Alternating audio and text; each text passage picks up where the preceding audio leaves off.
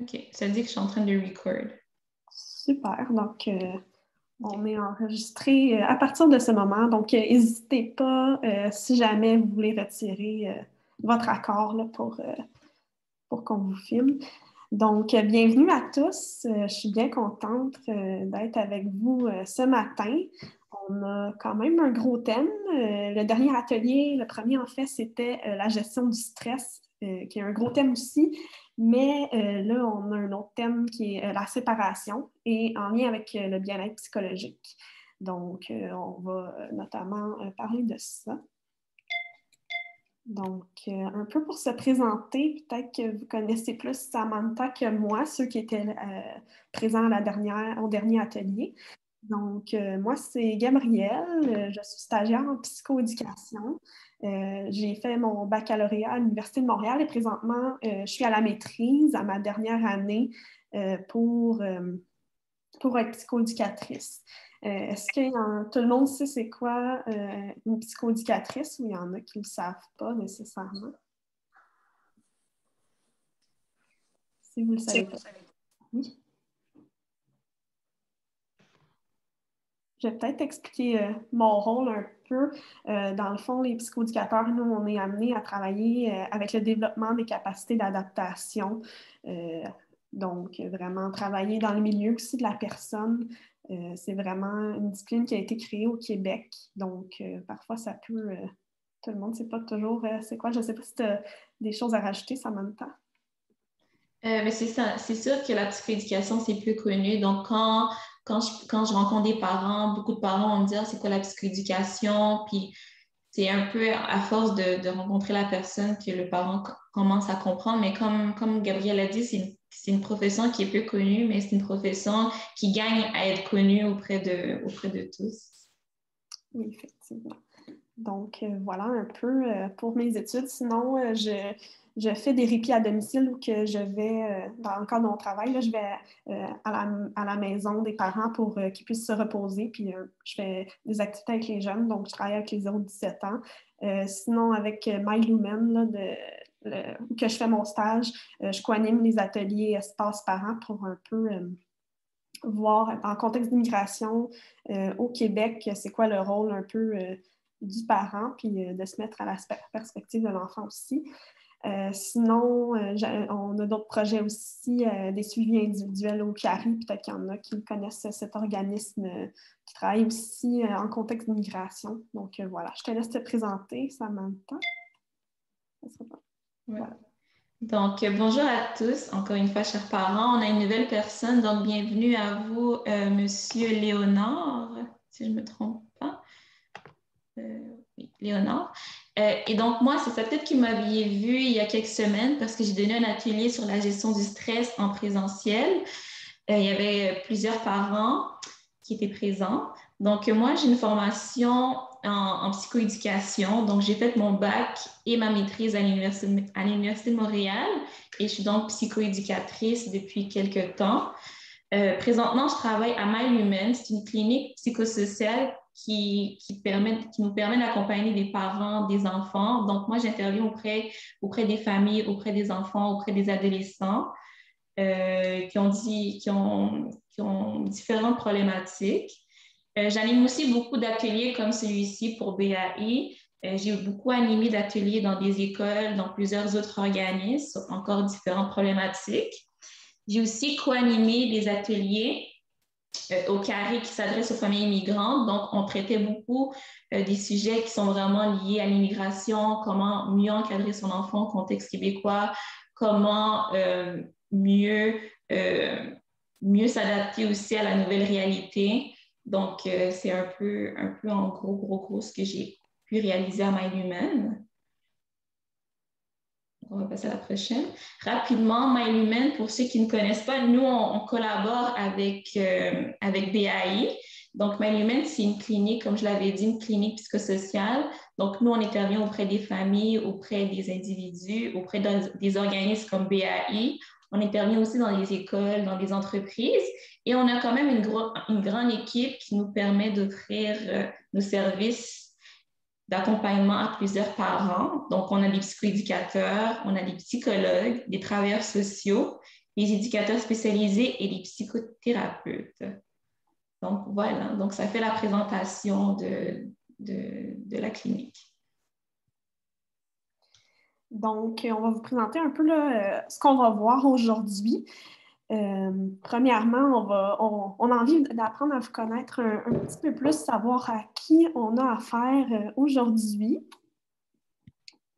Sinon, on va parler un peu du drame familial là, qui s'est passé à Gatineau. Je ne sais pas si vous étiez au courant, mais de toute façon, on va revoir l'article un peu là, pour voir qu'est-ce qui s'est passé. C'est en lien notamment avec la séparation. Donc, ça va faire un peu d'écho avec notre sujet d'aujourd'hui. Ensuite, on va voir les conséquences et les enjeux reliés à la séparation. Donc, on va vous expliquer un peu qu'est-ce qui peut survenir dans ces moments-là. Et on a un petit volet aussi sur la pandémie de COVID-19. Quelles ont été les conséquences que ça a eu sur le couple en passant peut-être plus de temps ensemble? Qu'est-ce que ça a pu amener comme impact? On va voir les étapes du deuil aussi, parce que pour certains, ça peut être un certain deuil de se séparer, de plus avoir peut-être la famille idéale à laquelle on avait imaginé. Finalement, on va voir aussi, on a un volet enfant pour prendre conscience, c'est quoi que ça peut faire vivre aux enfants, cette séparation-là. Puis, on veut vous outiller aussi, donc comment s'auto-soigner un peu là, à propos de sa santé mentale, comment minimiser un peu là, les conséquences que ça peut avoir sur nous, la séparation. Puis finalement aussi, si pour accompagner vos proches qui se séparent, on va donner des petites pistes, des petites astuces là-dessus. Donc, on va briser la glace. On a envie de vous connaître, comme que j'ai dit un peu plus tôt. Donc, on a des petites questions. Quel est votre nom? Combien ça fait d'années que vous êtes au pays? Est-ce que ça fait longtemps ou non? Si vous avez des enfants, combien que vous en avez? Et quel est leur âge respectif. Puis finalement, vos besoins. Quand on parle de besoins, ça peut être des idées de thèmes pour les prochains ateliers, si vous en avez en lien avec le contexte d'immigration, si vous avez des besoins en particulier par rapport à certains thèmes, des astuces que vous aimeriez avoir. Donc, on vous écoute maintenant. Vous pouvez vous présenter. On va... Je vais me jeter à l'eau la première. Bonjour à Oui. tous, je suis Françoise Nemono-Barga. Ça fait exactement 20 ans que je suis arrivée au Québec. J'ai 2 enfants ici, Océane, 24 ans, et puis Clark, 22 ans. Je n'ai pas vraiment de besoin en tant que tel. J'observe la société québécoise et puis je donne des conseils en fonction de ce que moi-même j'ai vécu et ce que je vis en ce moment avec mes propres enfants. Voilà. Okay. Merci. Super. Merci beaucoup, Françoise. Merci beaucoup. Donc, une deuxième personne qui se jette à l'eau. Je pense qu'on a Henriette qui nous écrit. OK, donc Henriette a 3 fils, un de 20 ans, un de 16 ans, bientôt 15 ans.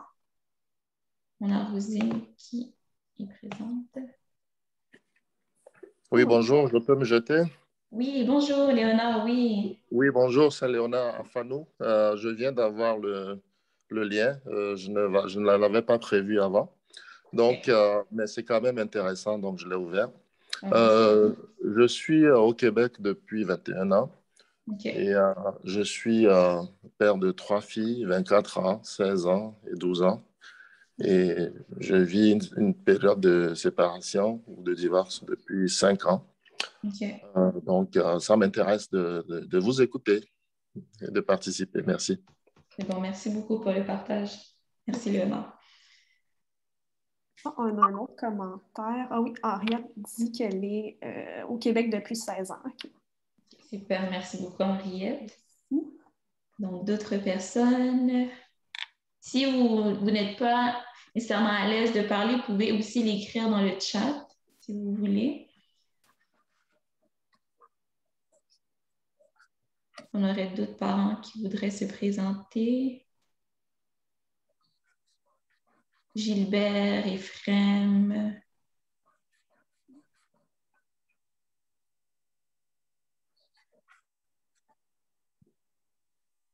OK. Donc, nous, on peut se présenter. Ben, on s'est présenté, là, mais on pourrait aussi répondre aux questions. Je te laisse y aller, Gabrielle. Oui. Ouais, on répond aux questions, dans le fond, qui sont écrites, là, comme tu dis. Oui, comme pour, ouais. Donc, c'est ça, moi, c'est Gabrielle Bélanger. Ben moi, ça fait vraiment plusieurs années que je suis au pays parce que je suis québécoise, donc je trouve ça vraiment intéressant de voir, de venir à votre rencontre aujourd'hui, voir comment ça se passe pour vous, l'immigration, les enjeux, puis de m'ouvrir vraiment à tout ça. Je n'ai pas d'enfant présentement, peut-être à venir dans les prochaines années. Si j'avais des besoins, ben, c'est un peu d'apprendre à vous connaître, de voir votre réalité un peu. Là. J'aimerais faire preuve d'ouverture d'esprit. J'ai hâte d'en apprendre un peu plus sur vous et votre vécu. Donc, bienvenue à tous. Merci beaucoup, Gabrielle. On a Ephrem, père de famille, une fille de 17 ans et ils sont ici depuis 17 ans. Excusez-moi, depuis 9 ans. Donc, merci beaucoup, Ephrem. On a quand même beaucoup d'ados, c'est intéressant. Oui, hein, quand même. Ados et jeunes adultes. Oui, effectivement. Donc, moi, je m'appelle Samantha Gabi. Je suis née ici, mais je suis d'origine haïtienne. Donc, mes deux parents viennent d'Haïti. Je n'ai pas d'enfant aussi présentement, mais je souhaite éventuellement en avoir. Mes besoins pour l'atelier, mais c'est vraiment que vous vous sentiez à l'aise durant cet atelier-là et dans les ateliers à venir. Donc, notre but, c'est vraiment que ce soit un espace pour vous. Donc, il va y avoir quand même un peu de théorie, mais notre but, c'est vraiment de vous amener à exprimer ce que vous ressentez, à partager vos expériences avec nous. Donc, voilà. Super. Donc, si jamais vous voulez vous présenter un peu plus tard, puis vous n'êtes pas à l'aise de parler, faites-le dans le clavardage, si jamais. Parfait, on va changer de diapo. Donc, ceci nous amène à parler d'un sujet un peu délicat, donc le drame à Gatineau. Donc, je ne sais pas si tout le monde est au courant du drame à Gatineau, juste pour savoir si vous étiez déjà au courant. Donc, pour ceux qui ne le sont pas, ben, c'est un drame qui est survenu il y a quelques jours, semaines. Donc, qu'est-ce qui est arrivé justement? C'est un père qui aurait enlevé la vie à ses deux jeunes filles et par la suite se serait aussi enlevé la vie suite à un processus. Dans le fond, en fait, le père et la mère étaient en processus de divorce. Ils avaient la guerre des enfants. Il est survenu plusieurs conflits au sein du couple. Il est arrivé aussi que l'homme aurait posé la main sur la femme et la femme aurait été à l'hôpital et à un moment donné, l'homme se serait retrouvé probablement avec les enfants et aurait commis malheureusement l'irréparable. C'est sûr que c'est quelque chose qui nous a beaucoup, beaucoup touchés en tant qu'intervenant, mais en tant que personne aussi. Et on est convaincu que vous aussi, en tant que parents, ça a dû vous toucher parce que c'est pas non plus facile d'entendre des événements comme celle-ci. Donc, c'était des parents qui étaient ensemble, ils ont essayé de se séparer et puis il y a eu cet événement-là tragique, malheureusement, qui est arrivé. Donc, on voulait quand même en parler parce que c'est quand même en lien avec notre sujet d'aujourd'hui. Et voilà, donc nous, on aimerait bien vous entendre, de savoir comment, est-ce que vous êtes au courant du drame, qu'est-ce que ça vous a fait vivre comme émotion. Ouais. Donc, c'est vraiment un moment pour ventiler parce que peut-être que vous n'avez pas eu l'opportunité d'en parler avec des proches, avec la famille. Donc, on aimerait bien vous entendre. Donc, ça peut vraiment être libre de ce que vous voulez dire par rapport à ce sujet. On vous laisse la parole quand vous le souhaitez.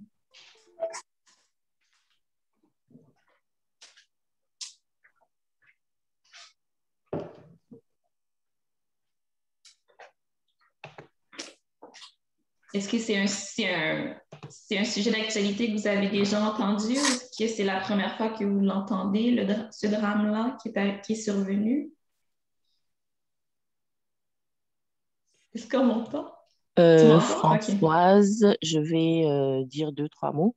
Oui. Je voudrais simplement dire que oui, j'ai entendu parler de ce drame et ça me ramène au fait que les relations humaines sont compliquées et les relations de couple encore plus parce que je pense que l'investissement qu'on y met fait que quand la séparation arrive ou quand on est obligé de se séparer pour quelque raison que ce soit, c'est extrêmement difficile et chacun le vit à sa manière. Euh, Cela veut dire que un père peut s'estimer lésé dans le sens où les enfants sont confiés à la maman pour diverses raisons déterminées par les juges et les intervenants.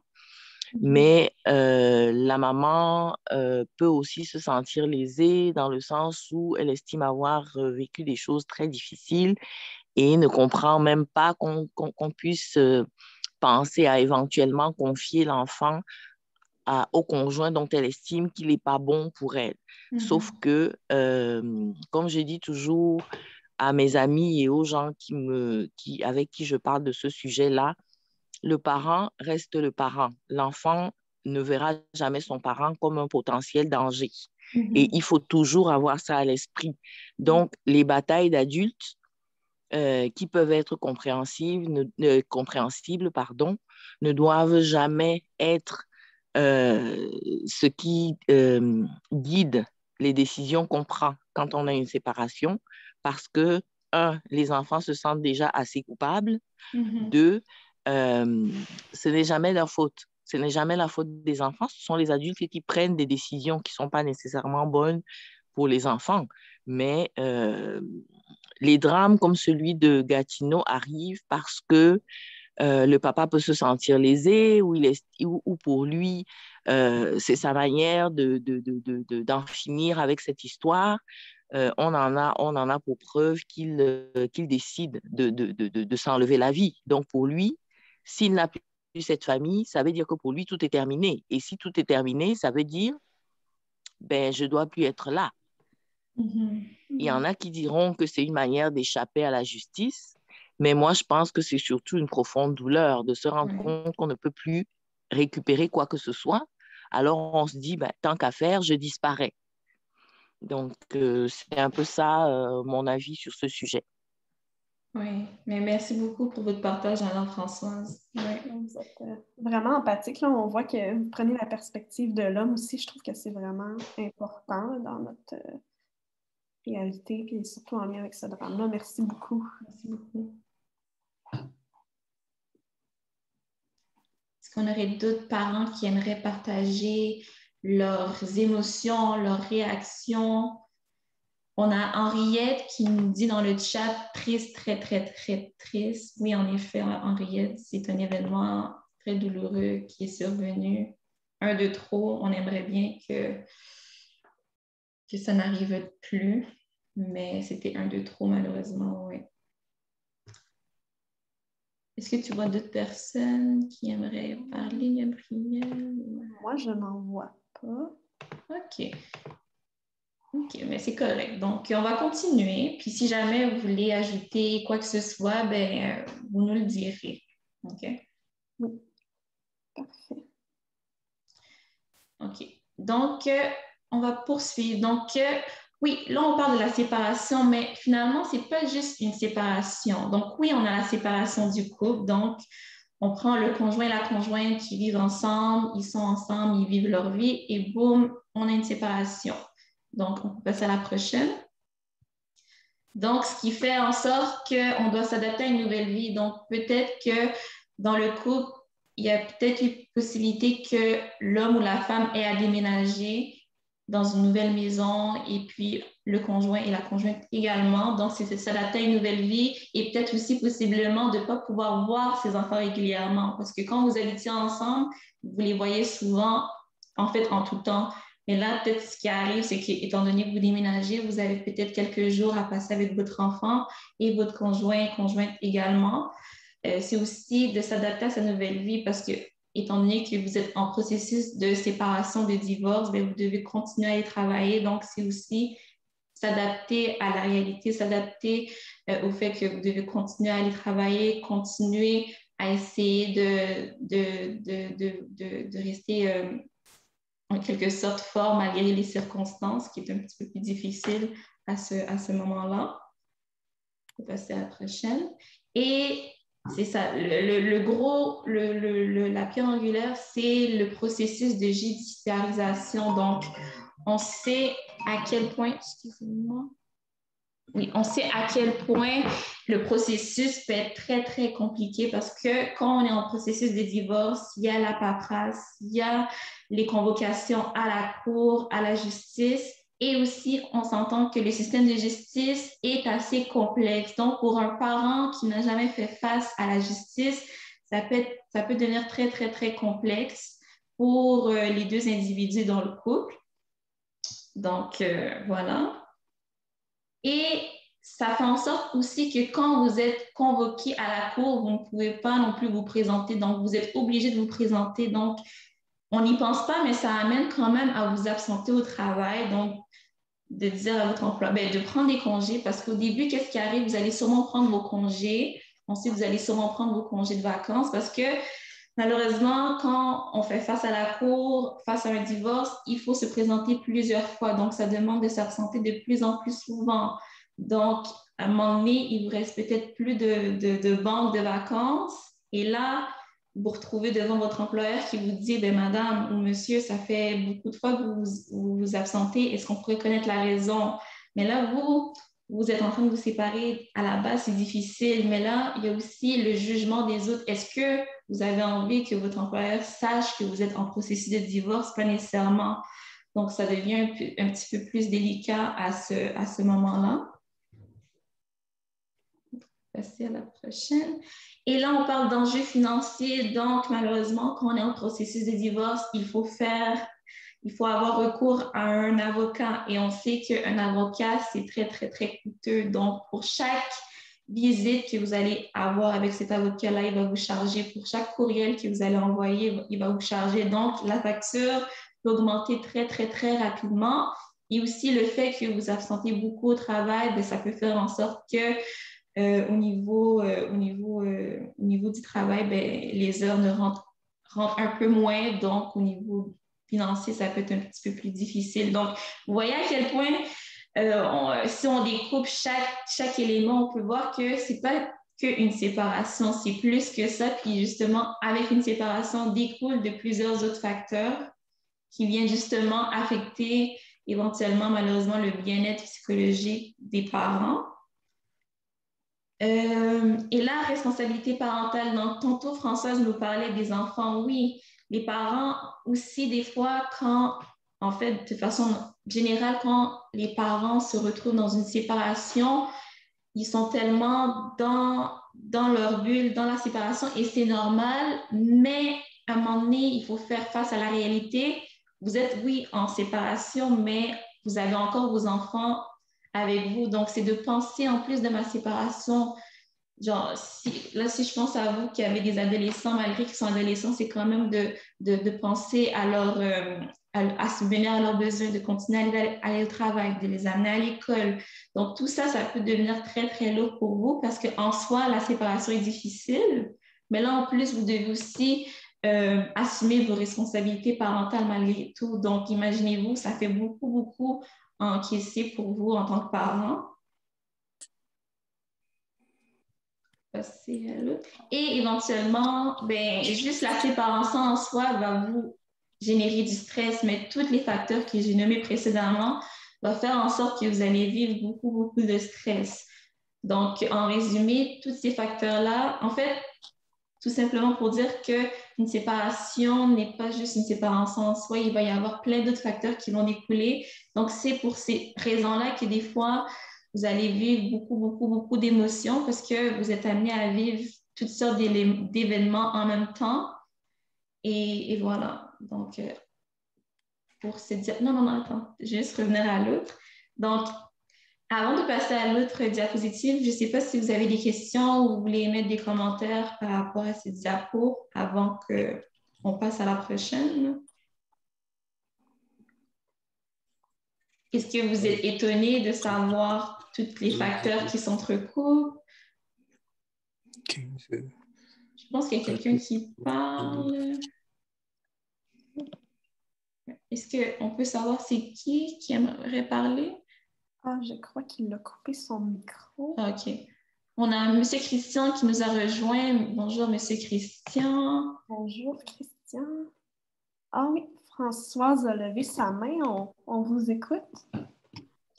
Oh, je voudrais simplement corroborer ce que dit Madame Gabi. Malgré la séparation, la vie continue pour les Exactement. enfants. Donc, il faut être présent, il faut faire ce qu'on a à faire par rapport à eux. Et effectivement, tout ce que vous évoquez comme conséquences ou comme choses reliées à la séparation sont présentes parce que effectivement, quand on regarde, par exemple, des enjeux financiers, il y a des gens pour qui le fait de se séparer veut dire perdre du revenu dans le sens où euh, euh, quand vous êtes deux, vous faites plus facilement face aux dépenses. Ouais. Quand on est tout seul, ça veut dire, par exemple, que la maison dans laquelle vous habitiez, vous êtes obligé de la vendre parce que aucun des deux parents ne peut racheter la part de l'autre. Ça, c'est un traumatisme pour les enfants, mais c'est aussi un traumatisme pour les gens qui se séparent. L'absentéisme au travail aussi, parce que, comme vous dites, on n'a pas nécessairement envie que les gens à notre travail sachent ce qui se passe dans notre vie privée. Donc, effectivement, ça génère beaucoup de stress et beaucoup d'angoisse et beaucoup d'incertitude, déjà pour les gens qui se séparent, mais également pour les enfants qui voient leurs parents stressés et angoissés, même si les enfants ne savent pas comment l'exprimer, surtout quand ils sont très jeunes, ils le vivent. Ils le vivent très difficilement aussi. Donc, voilà. Effectivement, merci beaucoup pour votre partage, Françoise. Est-ce qu'il y aurait d'autres personnes qui veulent partager? Oui, comme là, Françoise nous a parlé des enfants, on va aussi en reparler plus tard. Donc là, on met vraiment l'accent sur le couple, mais effectivement, les enfants doivent encaisser aussi tout ce stress. Donc oui, les parents vivent du stress, mais les enfants également. Et malgré que vous ne pas le remarquer, les enfants en vivent aussi. OK, on va passer à la prochaine s'il n'y a pas d'autres questions. Si jamais vous avez d'autres commentaires, questions, n'hésitez pas, chers parents. OK, c'est bon. Donc, considérant tous ces facteurs, donc tous les facteurs qu'on a nommés, l'absentéisme, les enjeux financiers, la séparation, est-ce que vous pensez que c'est possible de garder un équilibre malgré tout? Donc, imaginez-vous, vous êtes peut-être, vous vous dites, bon, moi, je suis une personne forte de nature. Est-ce que parmi tous ces facteurs-là, je serai capable de garder un équilibre ou finalement, c'est impossible au final de garder un équilibre malgré tout? Donc, on aimerait bien vous entendre. On a quand même beaucoup de parents qui nous ont rejoints. Donc, on aimerait bien vous entendre également.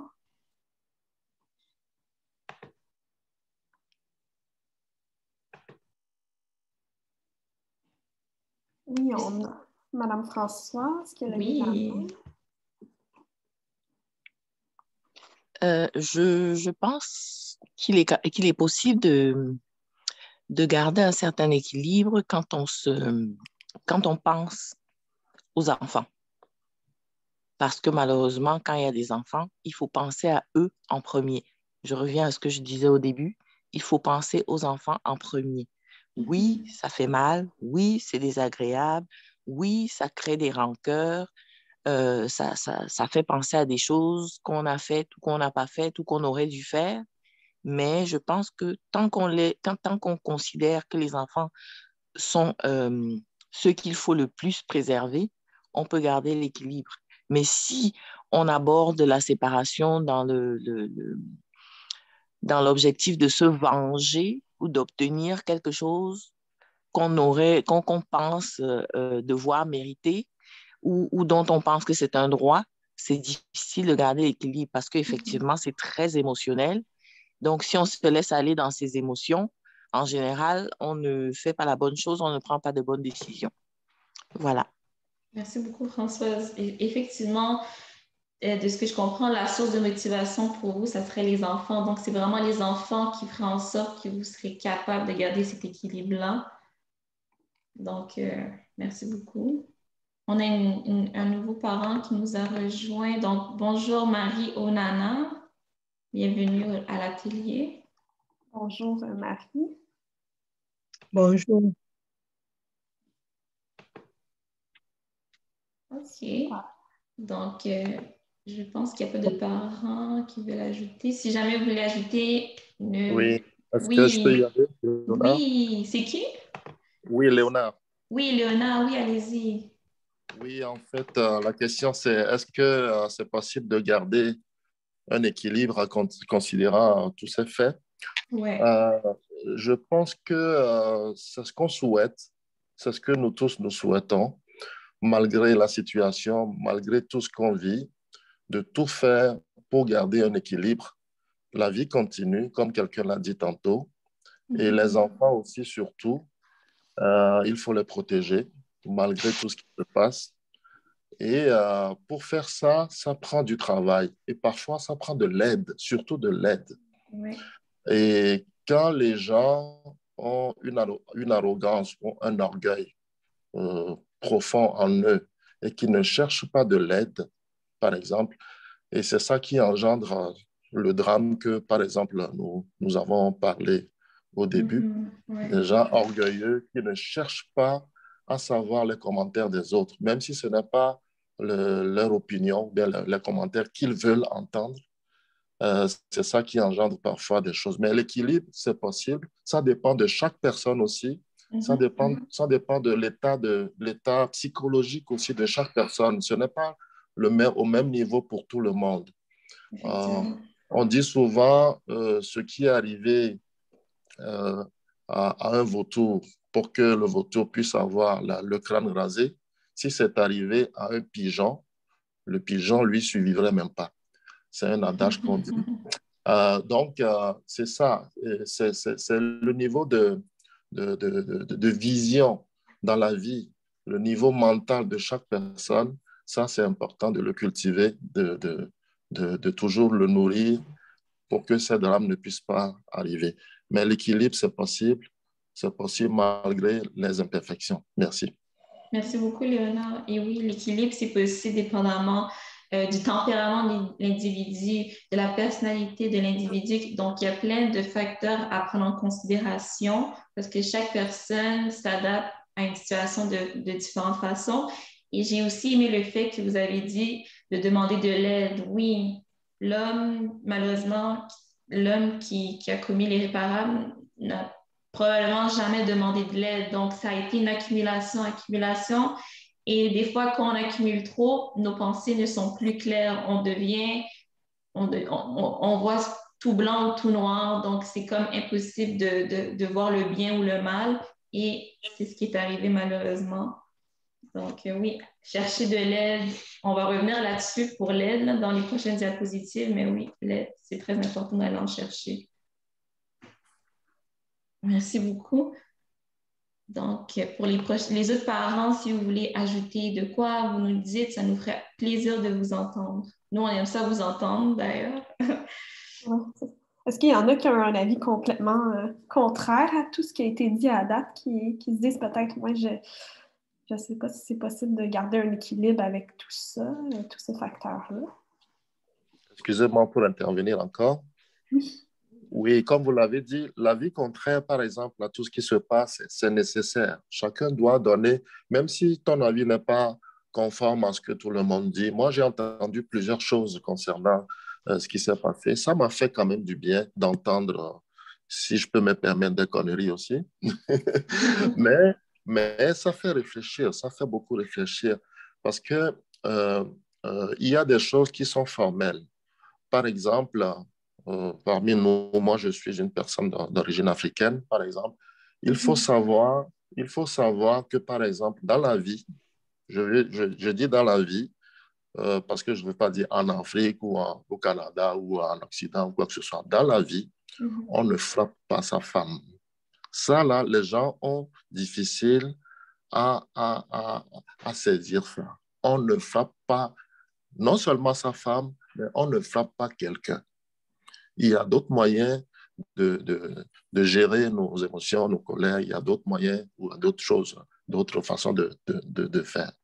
On ne frappe pas. Donc, nous, les Africains, par exemple, nous devons saisir ça une fois pour de bon. Quel que soit en Afrique, il y en a qui disent, en Afrique, on frapperait ça. Non, non, non, même pas.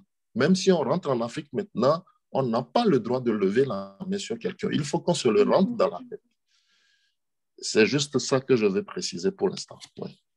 Merci beaucoup, Léonard. Oui, effectivement, on partage votre opinion. Oups.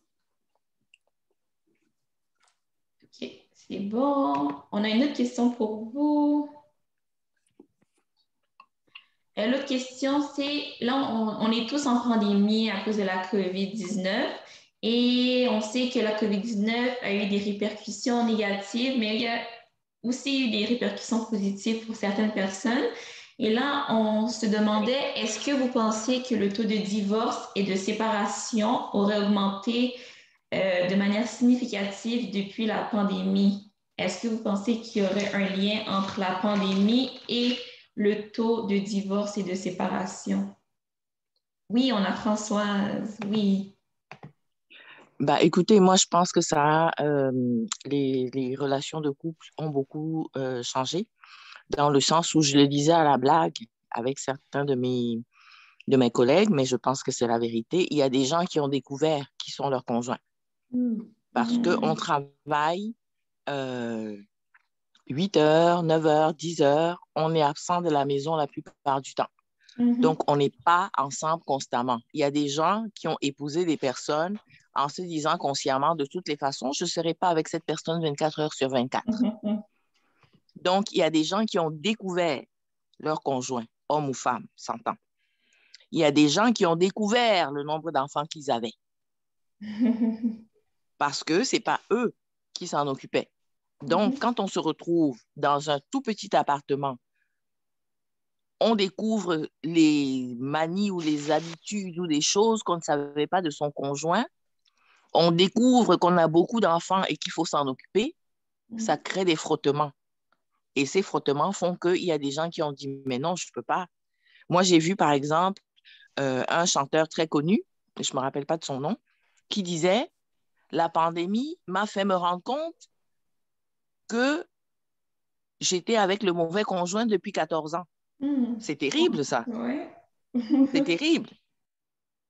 Il a fallu qu'ils soient obligés d'être ensemble dans la même maison pendant quelques mois pour se dire, mince, je n'ai pas choisi la bonne personne, ça ne marche pas.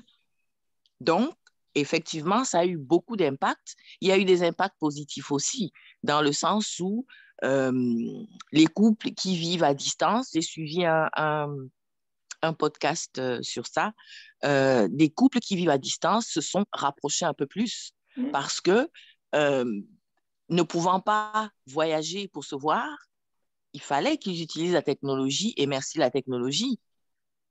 Donc, quelque part, ça a renforcé certains couples, surtout ceux qui vivent à distance, mais ça a séparé aussi beaucoup de couples qui se sont réellement découverts parce qu'ils étaient obligés d'être ensemble 24 heures sur 24. Voilà. Effectivement, vous avez totalement raison parce qu'avec la pandémie, le travail, à la base, le travail occupe une bonne partie de notre temps et là, boum, du jour au lendemain, vous passez 24 heures sur 24, 7 jours sur 7 avec cette personne. Donc, c'est sûr que, comme vous l'avez dit, vous découvrez des nouvelles facettes de la personne que vous n'avez peut-être pas réalisées auparavant. Fait que je pense que la pandémie nous a fait réaliser beaucoup de choses et ça en fait partie de ce que vous avez pu nous nommer. Et j'ai bien aimé les exemples que vous nous avez nommés par rapport aux chanteurs. Ça vient vraiment illustrer à quel point la pandémie nous a perturbés, est venue changer notre mode de vie. aussi. Donc, merci Oui, beaucoup, François. je peux intervenir? Oui, Monsieur Léonard, oui. Oui, c'est vrai que dans les statistiques, la pandémie a permis à certaines personnes de se découvrir, se redécouvrir. Mais moi, je pense personnellement que cette découverte aurait dû être faite au moment où les deux personnes avaient le projet de se marier.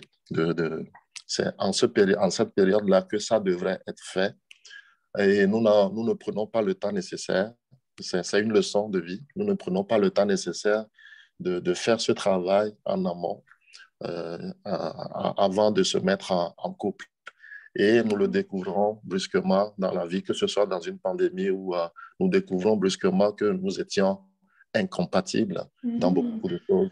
Donc, nous nous exhortons à faire ce travail. Nous tous, nous avons fait cette erreur de jeunesse, comme on dit. Et c'est ça, on vit avec les conséquences à la suite. Donc, c'est au début, c'est à la base qu'il faut bien planifier, avoir une vision claire de ce qu'on veut, de qui on veut, de prendre le temps nécessaire de le faire.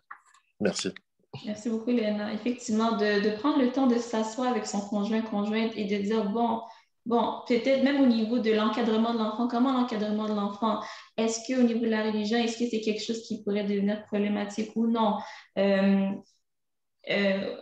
Au niveau de plein de choses auxquelles on ne pense pas, ça serait très important d'en parler puis d'être franc, parce que si vous vous mariez, c'est pour la vie. Donc, pourquoi pas mettre les cartes sur la table et parler de choses importantes et sérieuses avec son conjoint pour éviter justement de se retrouver dans des situations comme le divorce ou de séparation. Oui, merci beaucoup. Et on a Françoise qui dit être d'accord avec vous, Monsieur Léonard. Donc, voilà. Donc, on va poursuivre avec la prochaine diapo. Dit-il? Ah, OK, je pensais que c'était... OK, bon. Oui, donc là, on va parler des deuils. Donc, on a le premier, le deuil de la séparation. Donc, juste le fait de se séparer avec son conjointe, c'est un deuil. Et des fois, le conjoint, il y a un des deux conjoints qui souhaite se séparer alors que l'autre n'est pas nécessairement sur cette pensée. Donc, pour la personne qui vit ce deuil, en fait, les deux vont vivre le deuil, mais peut-être que la personne va se sentir abandonnée versus l'autre qui avait déjà pris le temps d'y penser. Mais dans les deux cas, c'est un deuil pour les deux personnes, surtout si vous étiez avec cette personne-là depuis des années et même malgré que vous aviez fait quelques mois, mais la connexion a été présente. Donc, c'est un deuil à faire de la personne. C'est un deuil, oui, c'est un deuil tout simplement parce que là, vous n'êtes plus avec cette personne-là. Fait qu'encore une fois, comme je l'avais dit, c'est de s'adapter à cette nouvelle réalité, à cette nouvelle situation, à ce nouveau mode de vie. Donc, c'est un deuil à faire malheureusement. Il y a aussi le deuil de la famille idéale. Donc, peut-être que plus jeune, vous, en tant qu'enfant, vous aviez vos parents qui, jusqu'à maintenant, sont encore ensemble, sont encore mariés, et puis boum, là, vous vous retrouvez dans une situation où vous auriez souhaité terminer vos jours avec votre conjointe, et finalement, ce n'est pas ce qui arrive. Donc, la famille idéale que vous aviez en tête n'est plus celle que vous avez présentement, puis des fois, ça peut venir faire un clash entre ce que vous souhaitiez versus ce qui arrive réellement. Il y a aussi le deuil de tous les projets de couple. Donc, là, étant donné la séparation, ben, il y a clairement plusieurs projets qui finissent à l'eau, comme par exemple, peut-être que vous avez prévu acheter une maison, acheter un chalet, avoir d'autres enfants, faire des voyages, mais si c'est tout des deuils à faire, puisqu'il y a une séparation qui est en jeu. Il y a aussi les deuils du réseau social. Donc, qu'est-ce qu'on entend par là? C'est aussi des fois, en tant que couple, vous avez peut-être des amis en commun avec qui vous avez créé des liens, mais que finalement, à cause que vous êtes en séparation, c'est comme difficile de continuer à maintenir ce lien-là avec le conjoint de votre ami, qui était aussi votre ami, mais peut-être que la relation avec le conjoint était plus forte. Donc, des fois, ça amène à devoir s'éloigner de cette personne. Ou bien des fois, vous étiez aussi très, très, très proche de la grand-mère ou du père de votre conjointe et c'est aussi un deuil à faire. Donc, comme vous pouvez le voir, il n'y a pas que le deuil de la séparation, il y a vraiment plusieurs deuils à faire. Et c'est normal que ça prenne du temps parce qu'un seul deuil, c'est difficile en soi, mais là, vous voyez qu'il y a plein de deuils qui en découlent. Donc, voilà. Donc, avant de passer à la prochaine diapo, on aimerait vous entendre si vous avez des questions ou des commentaires par rapport à ces deuils-là.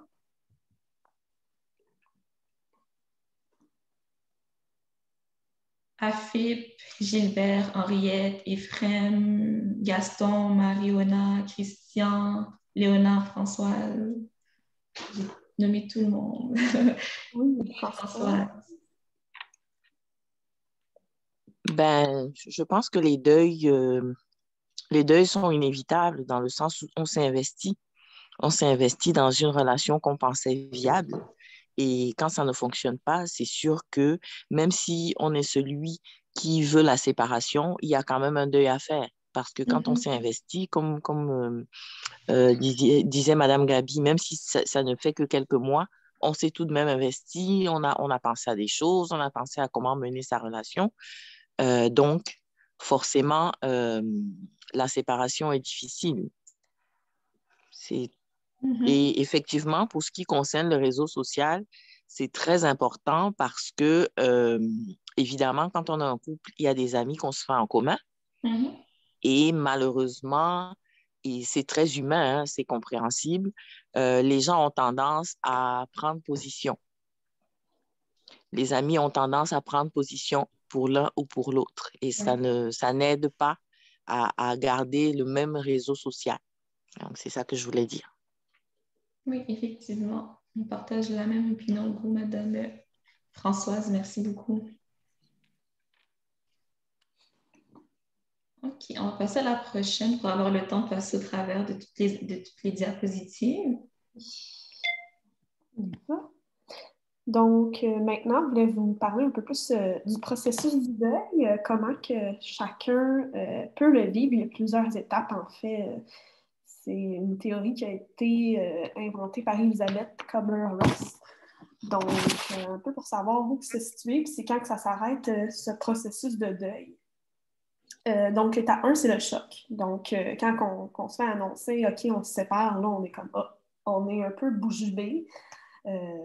C'est de se faire dire, je te quitte, puis là, on ne s'attendait peut-être pas à ça, on est choqué, on est sidéré. Ensuite, le déni. Donc, le déni, ça a vraiment une fonction de protection, en fait, parce que c'est beaucoup, beaucoup d'émotions, là, se faire dire je te quitte quand que, justement on avait bâti une relation, qu'on avait prévu des projets. Donc, c'est vraiment le refus, là, le déni, c'est le refus de croire que c'est vraiment ce qui se passe, que c'est pas vrai qu'on va se séparer, que les choses peuvent s'arranger. Donc, des fois, ça peut être quitte-moi pas, je suis sûre qu'on peut trouver un compromis, qu'on peut régler tout ça, alors que l'autre personne est vraiment rendue vraiment sûre de sa décision, là. Après ça, la troisième étape, on voit souvent la colère, le marchandage. La personne n'est plus dans le déni, elle le sait que c'est vraiment une situation qui est réelle. Donc, c'est vraiment être confronté aux faits. Ça peut être, on peut vivre du dégoût face à la personne. Ça peut être de la colère aussi, effectivement. Donc, ça peut être, on peut se dire, c'est de la faute à ma conjointe, mon conjoint, il ne m'a jamais vraiment écouté, c'est pour ça qu'on est rendu là. Donc, vraiment de diriger ça vers l'autre un peu. Ça peut être ça. Ensuite, il y a la tristesse, parce qu'on réalise de plus en plus, puis on ne sait pas un peu qu'est-ce qui va se passer dans l'avenir, qu'est-ce qu'on va devenir comme personne, parce que là, on est habitué de vivre en couple, mais maintenant qu'on est seul, qui on est, c'est quoi notre identité. Des fois, c'est pas facile pour ça. L'étape numéro 5, qui est la résignation. Donc, c'est un peu un sentiment d'abandonner la lutte, là, de vouloir revenir ensemble et tout. Puis la personne aussi peut avoir le sentiment aussi qu'elle a tout essayé pour revenir, faire revivre son couple. Finalement, c'est pas c'est pas arrivé. Donc, ensuite, elle passe à l'acceptation. OK, je peux pas recoller les morceaux un peu là, de cette relation-là. Donc, je dois l'accepter puis faire le deuil de cette relation-là, de la famille idéale que je m'étais imaginée. Puis, de plus en plus qu'on avance, là, vous voyez, la courbe, de plus en plus, c'est positif. Donc, l'acceptation, c'est quelque chose d'assez positif. C'est pas facile, mais on s'oriente vers le futur, puis finalement, on se reconstruit à la fin complètement à voir qui on est, puis de se réorganiser aussi face à ça. Qu'est-ce que je vais faire prochainement pour mieux se connaître aussi en tant que personne, puis découvrir les ressources personnelles qu'on a. Donc, voilà. Est-ce qu'il y avait des questions sur ce modèle-là? Est-ce que j'ai été trop vite ou ça va? Qu'est-ce que pour la reconstruction, c'était dit? Oui, c'est ça, de voir un peu qui qu'on veut devenir, puis de prendre des actions, un peu des ressources là, pour orienter vers le futur. Est-ce que vous avez des commentaires ou des réactions par rapport? Ça, c'est vraiment un schéma juste pour contextualiser, mais c'est sûr que vous allez vivre. Et puis c'est important de préciser que vous pouvez être dans la catégorie tristesse, mais revenir aussi dans la période de colère. Donc, vous pouvez avoir une fluctuation au niveau de vos émotions. Vous vivez de la tristesse, mais après la colère. Puis après, vous retournez dans le déni. Puis là, la colère, tristesse. Donc, de façon, ça, c'est un modèle théorique, mais juste pour comprendre le processus, normalement, vous passez par un amalgame d'émotions pour après vous résigner, pour après accepter, pour après reconstruire et commencer une nouvelle vie. Puis ça vient aussi normaliser vos émotions. Là. Des fois, on ne comprend pas tout ce qu'on vit. C'est vraiment une montagne, vraiment une montagne de toutes sortes d'émotions. Donc, de normaliser que c'est normal, c'est un deuil. Là, puis, que ce soit la perte d'un proche ou la séparation, on peut vivre toutes sortes d'émotions. Donc, OK, je pense qu'on pourrait passer à la prochaine diapositive. Ah oui, Léonard, vous avez une question, un commentaire? Oui, c'est juste pour ajouter un petit commentaire. C'est bien fait ce schéma. Ce que je remarque, c'est que ce qui ne facilite pas les choses pour faire le deuil pour chacun des membres du couple, c'est que les deux ne se situent pas toujours au même niveau. Oui. Comme par exemple, quelqu'un qui est déjà en acceptation à la reconstruction, mais l'autre se trouve encore dans la colère et utilise les enfants au chantage ou bien des médisances, en tout cas, toutes sortes de choses. Ça ne facilite pas vraiment la chose. C'est juste ce commentaire que je vais ajouter. C'est un bon point que vous avez apporté, c'est très vrai. Que chaque personne n'est pas au même stade. Puis c'est important de le prendre en considération. Donc, si vous êtes en stade d'acceptation, mais de se dire peut-être que mon conjoint ou ma conjointe n'est peut-être pas à ce niveau-là et de le considérer aussi dans votre façon de penser ou dans la façon que vous allez continuer votre vie. Ouais. Oui, c'est ça, parce que des fois, si on est dans l'acceptation, puis le conjoint est dans le déni, ça peut être pas facile. Des fois, on peut revenir à d'autres étapes, puis se douter de notre décision. Là. C'est vrai que c'était vraiment un bon point. Oui. Merci beaucoup. On va passer à la prochaine.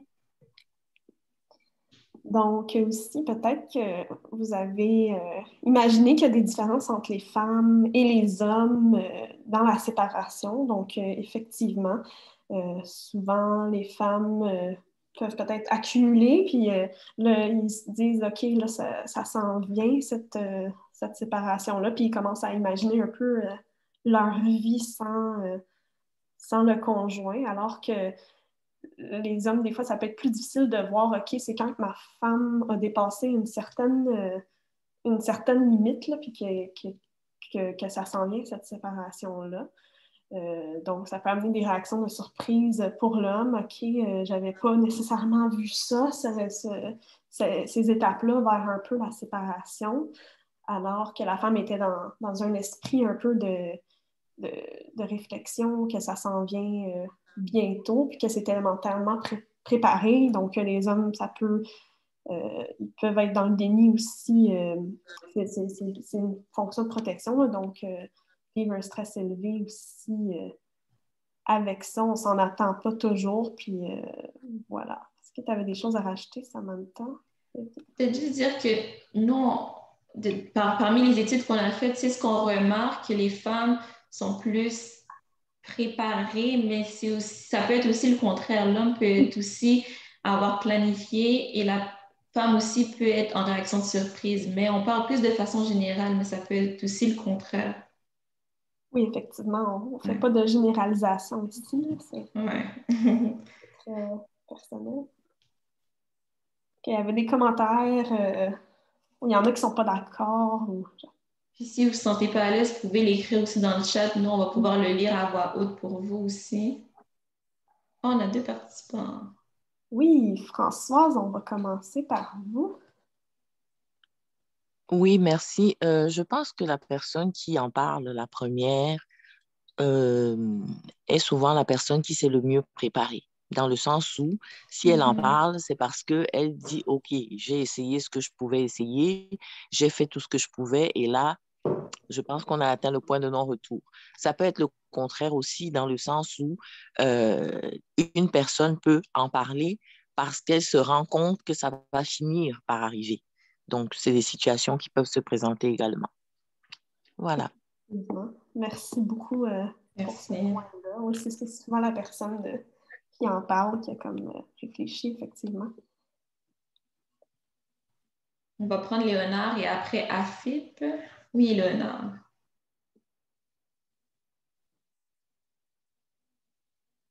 Monsieur Léonard, êtes-vous là? Oh, c'est l'ancienne main. Je vais la OK. Oui, Afip. Oui, bonjour. C'est vrai que j'ai pris la conférence de cours. Là, je me suis connectée il y a à peine 10 minutes. Oui, il n'y a pas de mais problème. Je pense que je suis un peu dans le sujet.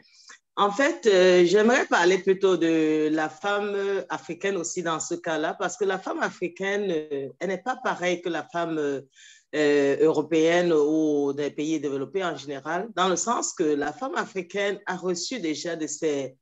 je dirais, elle a reçu une éducation un peu différente, l'éducation selon laquelle le divorce, par exemple, c'est un échec de toute une vie. Et parfois, elle endure et elle se dit, qu'est-ce que je deviens sans lui? Pas parce qu'elle veut vraiment vivre cela, mais juste parce qu'elle veut sauver le paraître. Et aussi, parfois, c'est pour des enfants. Oh, j'ai vu à tel niveau, ça donne ceci, ça donne cela. Qu'est-ce que je vais faire des enfants? Ainsi de suite. Elle n'est pas prête à oser. Et parfois, elle n'est même pas prête à accepter. Elle n'est vraiment pas prête à ça. Et donc, j'aimerais juste un peu soulever le point. C'est tout. Merci. Merci beaucoup pour le partage à Afip. Oui, en effet. C'est vrai. Ah oui. Françoise, vous voulez intervenir par rapport à ce qui a été dit? Oui, je vais abonder dans le sens de Afip. C'est vrai que la manière dont on est éduqué en Afrique fait que on considère le divorce comme un échec terrible. Et en général, effectivement, on ne considère pas les difficultés du mariage comme des choses à soulever ou à relever ou dont on devrait se défaire. Et effectivement, ce poids la repose toujours sur la femme parce que en Afrique, en général, on dit que si un foyer va bien, c'est la responsabilité de la femme en général. Sauf que on est deux. Donc, la responsabilité doit reposer sur les deux conjoints, mais effectivement, le contexte africain fait que la réussite ou le non-divorce ou l'acceptation de toutes les difficultés du mariage pèse sur les épaules de la femme. Voilà. Donc, c'est beaucoup de pression sur vos épaules. Puis j'ai aimé le fait que vous apportez justement cette perception-là de faire vraiment cette comparaison entre la femme européenne versus la femme africaine parce que justement, les choses vont être vécues différemment, les coutumes, les façons de penser vont être différentes. Donc, j'ai vraiment aimé que vous apportiez cet élément-là de plus. Merci beaucoup. Donc, chers parents, nous sommes déjà rendus à la pause. On est vraiment content que tout le monde participe. J'espère que c'est un sujet qui vous intéresse et on aura la chance d'en discuter plus longuement après la pause. Étant donné que l'atelier finit à 12h30 et qu'on aimerait passer au travers, on prendrait une pause de 5 minutes. OK? Donc, on aimerait que vous reviendrez, que vous revenez à 11h55. Donc, on reprendrait à 11h55. OK? Donc, on vous laisse un petit 5 minutes et on reprend pour le reste de l'atelier. Donc, pour ceux qui n'ont pas entendu, à 11h55, on reprend. Donc, bonne petite pause. Bonne pause!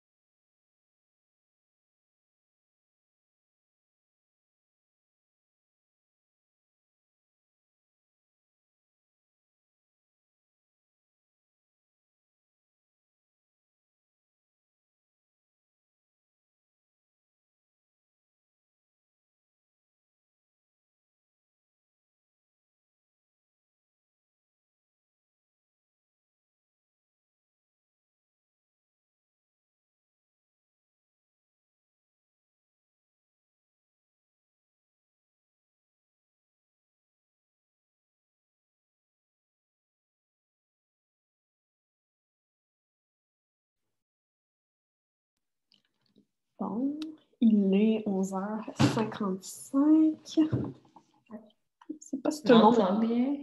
Oui, on t'entend bien. On va peut-être laisser une petite minute de plus. Parfait. On va continuer. Et la prochaine, si tu es avec les enfants, je pense. Oups, je regarde. Oui, avec les OK. enfants. OK. Je vais la mettre en attendant. OK. Peut-être juste nous dire dans le chat si vous êtes présents. Au moins, si on a quelques mails, on va pouvoir continuer. OK, super. Merci, Françoise. Il y a d'autres parents qui sont présents. OK, Ephraim, Christian. OK, bon. En notant qu'on a quand même 3 parents, j'imagine que les autres parents vont venir nous rejoindre. Donc, OK. Donc, j'espère que vous avez pris une bonne petite pause. Excusez-moi. Oui, excusez-moi. Donc, on va reprendre. Donc, on avait Madame Françoise qui nous parlait des enfants au début de l'atelier. Donc, on a déjà Marie. OK, je pense que c'est pour dire qu'elle est présente. Est-ce que vous vouliez rajouter de quoi, Mariona, ou c'est juste pour signifier votre présence? OK, je pense que c'est pour dire qu'elle est présente, hein? J'imagine? Ouais, OK. En tout cas, si jamais quoi que ce soit, ouvrez votre micro et nous dire. OK. Donc, oui, au début, là, on a parlé beaucoup du couple, du conjoint, de la conjointe. Maintenant, on a envie de vous parler des enfants parce que des fois, quand on vit beaucoup d'émotions durant une séparation, malheureusement, des fois, on oublie les enfants et les enfants sont très importants. Et aussi, c'est les enfants, comme on avait dit au début, des fois, c'est les enfants qui nous permettent de garder cet équilibre-là. Mais ces enfants aussi peuvent vivre beaucoup de choses difficiles durant la séparation dans le couple. Et en premier lieu, l'enfant peut vivre du stress. Est-ce que l'enfant va vivre le même type de stress que vous? Probablement pas, mais l'enfant va vivre du stress. Et ce stress-là peut se traduire de différentes manières. Donc, c'est sûr qu'il faut comprendre que les enfants, c'est des enfants éponges. Donc, si ils voient maman être très anxieuse, ils voient maman pleurer, ils voient papa pleurer, ou ils voient maman, papa en colère, c'est clair que ça va venir l'affecter. Et même si qu'ils ne vous en parlent pas, ça va venir affecter l'enfant. Et oui, l'enfant est unique, mais ça va venir affecter l'enfant peu importe la situation. C'est la seule chose qui peut différer, c'est le niveau de sévérité. Donc, ça peut affecter l'enfant un petit peu, moyennement ou beaucoup, mais sachez que tout enfant qui vit une situation de séparation de ses parents va vivre du stress. Ça peut aussi affecter leur niveau d'estime de soi, donc se dire, bon, ben, c'est de ma faute que mes parents se séparent, j'aurais pas dû dire ci, j'aurais pas dû faire ça comme ci, comme ça. Donc, ça vient toucher leur propre image de soi. Donc, ça les remet aussi en question, ce qu'on n'aurait pas souhaité, mais ça engendre ce type de questionnement chez l'enfant. On a aussi les répercussions sur le sentiment de sécurité. Donc, imaginez-vous, vous êtes 2 parents qui vivent ensemble et puis boum, la séparation fait en sorte que vous devez chacun vivre dans un appartement ou dans une maison. Ben, le sentiment de sécurité de l'enfant vient affecter parce que l'enfant qui voit tout le temps ses parents ensemble ne sont plus ensemble. Et donc, ça vient générer des peurs de se dire, oh mon Dieu, est-ce que je vais perdre maman? Est-ce que je vais perdre papa? Est-ce que? Donc, toutes ces questions-là vont venir générer du stress, de l'anxiété chez l'enfant. Et l'autre élément que j'aimerais apporter, ce sont les problèmes de comportement à l'école. Donc, des fois, ça peut arriver que l'enseignant dise, oh, votre enfant ou votre ado n'écoute pas, il s'oppose, il crie, il est vulgaire, mais des fois, c'est dû justement, surtout si vous vous dites, mais pourquoi mon enfant était si sage et puis du jour au lendemain, je reçois plein de mots de l'école, mais des fois, si justement vous êtes en processus de divorce et de séparation, ben, le stress va venir générer de quoi chez l'enfant et des fois, ça va se traduire par des comportements violents ou de l'agressivité ou des comportements de pleurs. Parce qu'il faut comprendre que le stress, s'exprime différemment chez chaque personne, mais des fois, les enfants, surtout les enfants qui sont jeunes, ne seront pas capables d'exprimer ce qu'ils ressentent verbalement, donc ils vont l'exprimer justement par des comportements. Même pour des ados aussi, hein, les ados, ils sont capables de s'exprimer, mais des fois, ça peut être difficile, donc ils vont peut-être justement être démotivés à l'école. Il peut y avoir décrochage scolaire, malheureusement, délinquance, mais ça peut venir du fait qu'ils ont trop encaissé, ils ont trop subi au niveau de la séparation et ça vient exacerber des symptômes qu'ils avaient peut-être auparavant qu'ils n'avaient tout simplement pas. Et comme dernier, ben en fait, il y a plusieurs impacts, mais on parle vraiment des impacts les plus principaux, mais il y a aussi les conflits de loyauté. Donc, qu'est-ce qu'on entend par conflit de loyauté? Dans le fond, c'est des enfants. Ben, en fait, c'est l'enfant qui est pris, qui est tiraillé entre la maman et papa. Donc, des fois, l'enfant se dit, mais c'est qui que je dois aimer? Est-ce que c'est papa? Est-ce que c'est maman? Est-ce que j'ai le droit d'aimer les deux? Parce que là, on est dans une situation où l'enfant voit qu'il y a des conflits, mais est-ce que je dois choisir? Et des fois, l'enfant, malheureusement, il est amené à choisir parmi la maman ou le papa, mais sans raison justifiée. Il va juste aller vers le parent qui peut-être parle plus fort ou le parent qui est plus doux. Ça dépend de l'enfant, mais l'enfant, il se retrouve dans une situation très délicate et pour s'en sortir et pour tenter de résoudre ce conflit-là, il va aller vers le parent et le parent va se sentir abandonné, ce qui va générer beaucoup d'autres éléments. Donc, vous voyez, c'est un cercle vicieux malheureusement, mais c'est important de considérer la perception de l'enfant, des impacts que ça peut engendrer sur les enfants. Donc, voilà pour la diapo sur les enfants. On aimerait bien vous entendre. Questions, commentaires, réactions. Oui, Françoise, Madame Françoise. Je voudrais revenir sur les deux derniers éléments que vous avez évoqués pour l'impact sur les enfants. Oui. Les problèmes de comportement à l'école, moi, je pense qu'ils viennent aussi du fait que les enfants ne savent pas nécessairement exprimer, oui, comme vous l'avez dit, mais je pense aussi que comme les enfants ont l'impression qu'ils sont la cause de la séparation, ils n'expriment pas vraiment leur ressenti à la maison. Donc, il faut bien que ce ressenti sorte quelque part. Donc, il sortira à un endroit où les parents ne sont pas parce qu'ils se sentent plus en sécurité pour l'exprimer à cet endroit-là. C'est généralement très mal exprimé. Donc, l'enseignant qui ne connaît pas nécessairement la situation à la maison va dire, mais cet enfant est devenu agressif, cet enfant se comporte mal, mais c'est parfois parce que les enfants veulent protéger les parents, donc ils expriment leur mal-être ailleurs, dans d'autres environnements où ils ont l'impression d'être, où ils ont l'impression qu'ils peuvent l'exprimer sans trop de conséquences. Oui. Et nous savons malheureusement que ça a des conséquences puisque les parents sont mis au courant. Pour ce qui est des conflits de loyauté, je pense que ça revient à ce que je dis depuis tout à l'heure. Quand les parents estiment que leur conflit est plus important que le bien-être des enfants, les conflits de loyauté s'ensuivent forcément parce que quand un parent essaye d'accaparer l'enfant en lui racontant des choses sur son conjoint ou quand le parent quand ils sont déjà séparés, pose des questions sur ce qui se passe à la maison ou veut savoir si l'autre conjoint refait sa vie ou des choses comme ça, c'est sûr que l'enfant sera en conflit de loyauté parce que l'enfant se dit, est-ce que si je dis exactement ce qui se passe, je trahis le parent qui n'est pas là? Donc, c'est pas facile. Et comme je dis depuis tout à l'heure, il faut toujours garder à l'esprit le bien-être des enfants. C'est difficile à faire, j'en suis tout à fait consciente. C'est difficile à faire, mais il faut toujours garder le bien-être des enfants à l'esprit parce que sinon, on les met dans des situations que parfois ils ne comprennent même pas, parce que même les adolescents, ils ne comprennent pas nécessairement.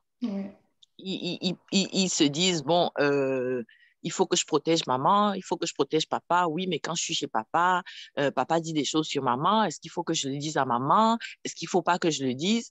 Ça met les enfants dans des situations extrêmement compliquées et ça fait des dommages qui, parfois, se répercutent plus tard. Effectivement. Merci beaucoup, Madame Françoise. Ouais.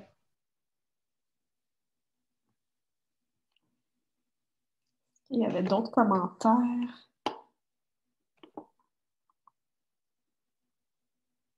Super. Mais juste le fait parce que des fois, quand on vit justement une séparation ou un divorce, on est vraiment dans nos émotions, dans l'esprit de, OK, bon, qu'est-ce qui va arriver? Mais juste le fait de penser à l'enfant, de penser aux enfants, c'est déjà une étape parce que des fois, on est tellement submergé par tout ce qui nous arrive que les enfants, c'est même pas dans nos pensées, mais juste d'y penser, je pense que c'est déjà une bonne étape. Puis après l'étape, c'est justement d'aller discuter avec vos enfants, malgré que vous êtes vraiment surchargé, mais d'entendre leur point de vue par rapport à tout ça, ça peut grandement aider. On a Afid, oui. Oui, je voulais juste dire qu'il y a des enfants aussi face à des situations comme ça qui se ferment sur eux-mêmes et ils ne vont s'ouvrir que 20 ans plus tard quand ils seront eux aussi dans leur vie conjugale. Donc, et ce sont des cas dangereux parce que ça, c'est vraiment une plaie qui pourrit à l'intérieur et qui ne va se faire voir que le jour où elle est déjà, je ne sais pas comment dire, mais donc, il y a des enfants qui vivent ça et qui se ferment sur eux. Tu ne vas rien remarquer à l'école parce qu'il devient même très studieux. Il passe son temps dans ses cahiers. Il ne veut plus entendre papa ou maman, mais il prend une résolution.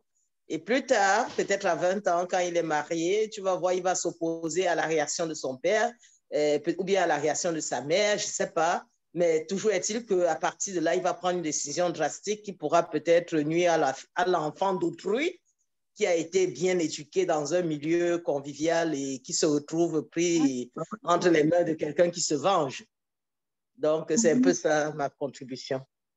Oui, c'est des effets à long terme, dans le sens où l'enfant vit beaucoup, il en parle à personne, puis là, il encaisse, mais ça serait attendre 20 ans plus tard, quelles seront les répercussions? Ben, juste en y pensant, on sait que les répercussions vont être très négatives et ça va se refléter justement dans sa relation future avec son conjoint ou sa conjointe. Oui, effectivement. Merci beaucoup. On peut passer à la prochaine. Merci. Donc, question pour vous, parents. Auriez-vous eu le réflexe de parler de votre séparation avec vos enfants? Donc, c'est une question. En fait, vous pouvez ne pas être séparés, mais admettons si ça devait l'être, est-ce que vous auriez eu le réflexe de parler de votre séparation avec vos enfants ou vous êtes plus dans l'optique de c'est des enfants, c'est clair que peut-être qu'ils sont touchés, mais il n'y a pas plus que ça. Est-ce que c'est quelque chose que vous auriez pensé faire, en parler avec vos enfants? Oui, Madame Françoise. Je pense que c'est la moindre des choses parce que les enfants, ils voient tout. Ouais. Les enfants, ils voient tout et ils comprennent tout. Même si on a l'impression qu'ils ne comprennent pas, qu'ils ne voient pas, ils voient tout et ils comprennent tout. Donc, il faut leur en parler. Oui, effectivement. Merci beaucoup, Françoise. Oui, Afid. Moi, je pense que tout dépend de l'âge des enfants. Parce qu'à un certain âge, tu as beau dire n'importe quoi, ça n'a aucun sens. Parce que l'enfant ne comprend absolument rien à rien. Il sait seulement qu'il voyait les gens sourire à la maison et du jour au lendemain, les gens ne rient plus ensemble. Mais un enfant de 3 ans, comment vas-tu lui parler du divorce? Par contre, si un enfant a déjà, je dirais, autour de 6 ans, et puis dépendamment aussi de sa facilité de compréhension, tu peux aborder d'une façon ou d'une autre, mais d'une façon un peu polie, là, pour l'amener à encaisser d'une façon progressive. Donc, moi, je pense que tout dépend de l'âge de l'enfant. Et puis, si c'est un adolescent, on peut vraiment s'asseoir dans un café, dans un McDo, dans n'importe quoi, et puis on lui dit des cas de vérité. Vois-tu, c'était bien avec ta maman, maintenant, ça ne va pas très bien parce que nous avons découvert entre nous, là, que ça ne peut plus très bien aller. Et puis, pour la santé de tout un chacun, et toi y compris, on ferait mieux de se séparer. Donc, moi, je me dis, tout dépend de l'âge. Et il faut savoir aussi comment aborder avec l'enfant. Merci. Merci beaucoup, Afid. Puis sans nécessairement rentrer dans les détails, vous n'êtes pas obligé d'expliquer le pourquoi, juste de parler en général de la séparation. Je pense que ça peut faire un grand changement. Puis si je reviens selon l'âge de l'enfant, il ne faut pas oublier que peu importe l'âge de l'enfant, malgré qu'il est jeune, selon les études, l'enfant comprend ce qui se passe malgré tout. Il peut ne pas le verbaliser, mais prenez l'enfant de 3 ans et parlez-lui à l'âge de 10 ans. Il va quand même être capable de vous dire, je me souviens, il y avait des flashbacks, je me souviens de maman de ci, malgré qu'il n'a pas été capable de verbaliser, malgré qu'il n'a pas été capable de comprendre. Avec le temps, il va y avoir des images qui vont lui revenir. Donc, c'est aussi, là, vous allez me dire, mais comment parler avec un enfant de 3 ans? Ben, c'est d'utiliser le livre. Il y a beaucoup de livres qui ont été adaptés pour parler de séparation, des divorces à des enfants de moins de 5 ans. Donc, les livres peuvent aider à vous orienter sur la façon d'en parler avec vos enfants, mais peu importe l'âge de l'enfant, malheureusement, il est conscient en étant inconscient de ce qui se passe quand même.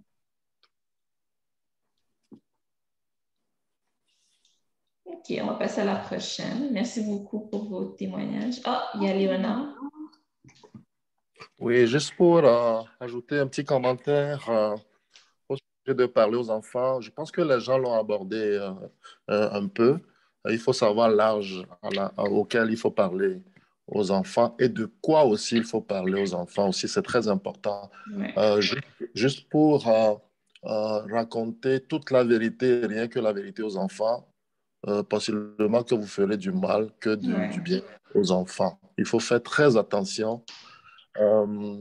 Bon, si je peux parler de mon cas, moi, personnellement, j'ai demandé personnellement à mes enfants, est-ce que vous voulez qu'on se parle? Je sais très bien que je ne vais pas parler de tout, de n'importe quoi. Vous voulez qu'on se parle de ce qui est arrivé, vraiment? Surtout à la grande. Elle a refusé elle-même. Donc, je l'ai laissée tranquille. Ça, c'est mon cas, par exemple. Ça, ce n'est pas le cas de tout le monde. Elle a dit non, je ne veux pas entendre parler. OK. Ben, elle a 24 ans. Donc, c'est bien. Comme que quelqu'un l'a dit aussi tantôt, les enfants voient tout, ouais. Elles savent tout, même si elles ont 4, 5 ans, peut-être, c'est très peu, mais à partir de 7 ans, elles voient tout, elles savent tout, surtout quand on vit dans des appartements où il n'y a pas beaucoup d'espace comme en Afrique. Tout ce qu'on fait, les enfants nous regardent et savent un peu. Ils ont leurs idées de toute façon, ils ont leurs idées. Donc, faire très attention à ce qu'il faut raconter aux enfants dans un divorce, sinon ça va les détruire. Oui, effectivement. Puis j'aimerais bien rajouter de quoi. On parlait des deuils dans le couple, mais c'est un deuil aussi pour les enfants. Puis peut-être même que si on revoit les étapes du deuil, peut-être que votre fille est encore dans l'étape du choc. Donc, juste apprendre que vous êtes séparés malgré que ça fait des années, peut-être qu'elle a encore, parce que comme j'ai dit, on peut rester dans un stade très, très, très longtemps, dépendamment du tempérament, de la personnalité de la personne. Donc, peut-être que votre fille est encore dans l'état de choc et ça va lui prendre peut-être quelques années. Peut-être que d'ici 2, 3 ans, elle va vous dire, papa, je suis prête à t'entendre. Mais pour le moment, c'est bien que vous avez respecté son choix et peut-être qu'éventuellement, quand elle va se sentir prête, elle va vouloir en savoir plus.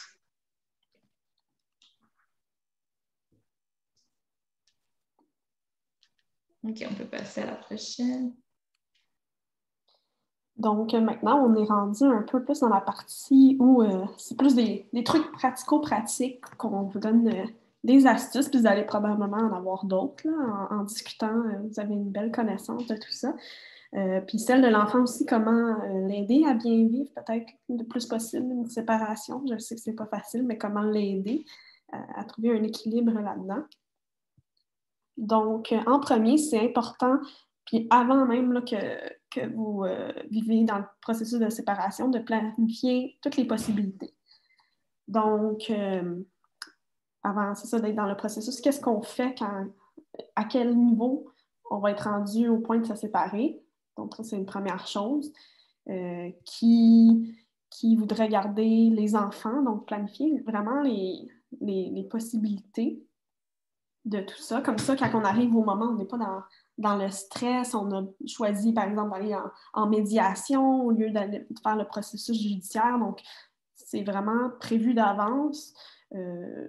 Donc, c'est vraiment important de le faire quand ça va bien. Je sais que c'est un peu choquant on vient de commencer à se fréquenter ou à sortir ensemble et là, on planifie déjà la séparation, mais c'est vraiment pour pas vivre de stress supplémentaire là, ne pas avoir planifié tout ça, prévu tout ça, si jamais il y a quoi que ce soit qui arrive.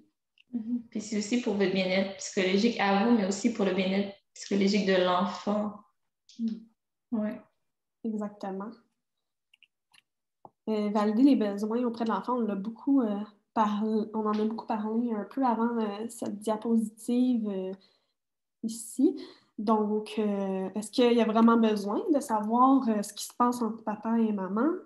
Ou il ne veut pas en entendre parler, un peu comme la fille de M. Léonard.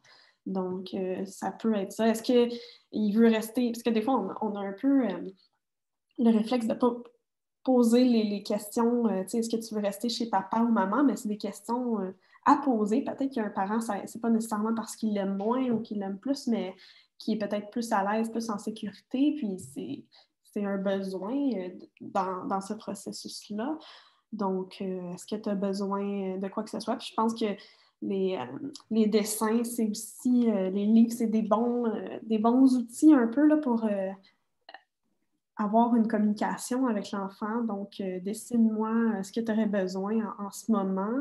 Dessine-moi, toi, comment tu vois ça, la séparation. Donc, c'est comme ça, on va chercher des informations un peu plus détaillées.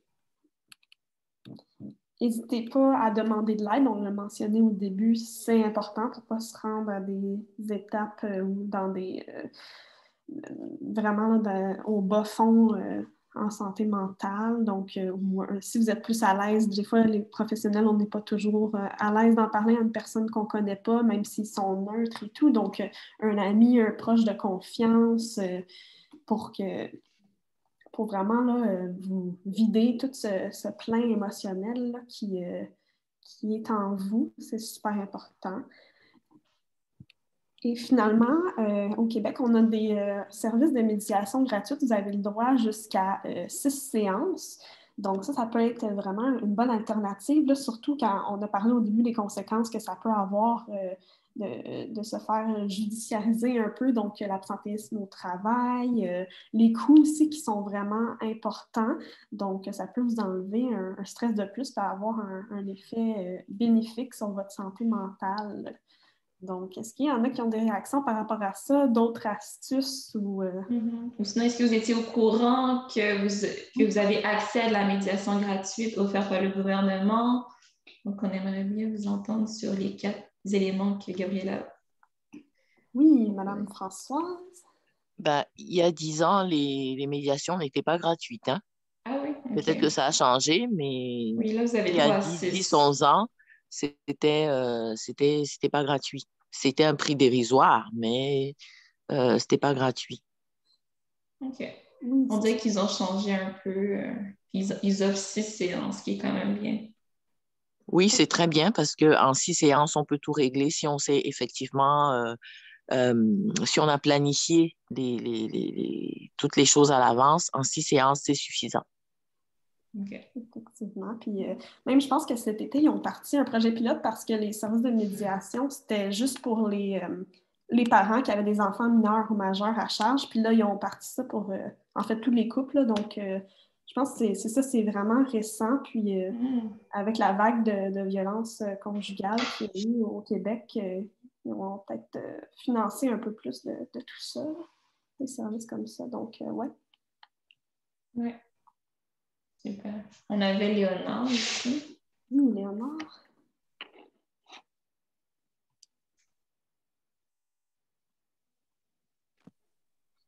Excusez-moi, c'est l'autre main encore. Excusez-moi. Ah, ok. On aimerait bien entendre les autres parents, parce qu'on arrive à la fin, on aimerait bien peut-être entendre Henriette, Gilbert, Marie-Onana, ou Christian, ou Ephraim, Gaston, Ariane.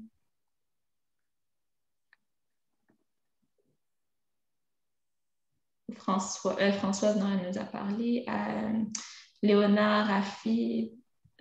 Moi, c'est Ariette. C'est juste pour vous dire que j'ai écouté avec beaucoup d'attention là, toutes les interventions et puis ce que vous nous avez donné. Je trouve que c'est vraiment des informations qui sont pertinentes. Je suis contente qu'on l'ait enregistré. Parce que Oui. parfois, même si on n'est pas déjà passé par ce genre d'expérience, ça peut nous préparer ou alors à donner des conseils ou alors comme à prévenir de façon indirecte des situations Oui. qui pourraient dégénérer.